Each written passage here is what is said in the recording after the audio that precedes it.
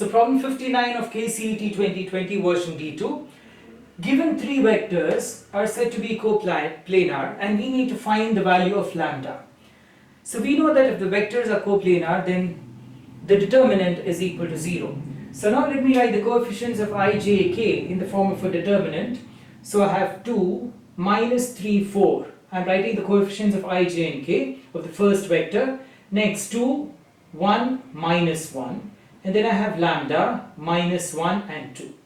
So this determinant value should be equal to 0. So now let me find the value of the determinant. So I get 2 into 1 into 2 minus 1. Minus of minus 3 gives me plus 3. 2 into 2 is 4. Right?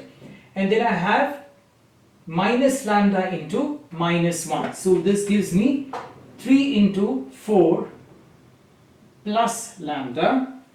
Next I have 4. Then you have 2 into minus 1, which is minus 2. And then I have minus lambda.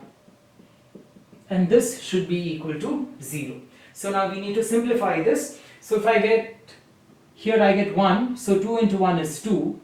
Plus, let me remove the brackets. So I get 3 into 4, which is 12. Plus 3 lambda.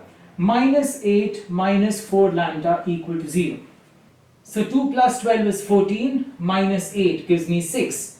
And here I have 3 lambda minus 4 lambda, which is minus lambda equal to 0, or lambda equals 6. So the right answer is D, which is 6. So this is a fairly simple problem. So what you need to remember is that the vectors, if the vectors are coplanar, then the determinant value is equal to 0. So by finding the value of the determinant and equating it to 0, you can easily find the value of lambda. So this is a very simple problem which has been given in KCET.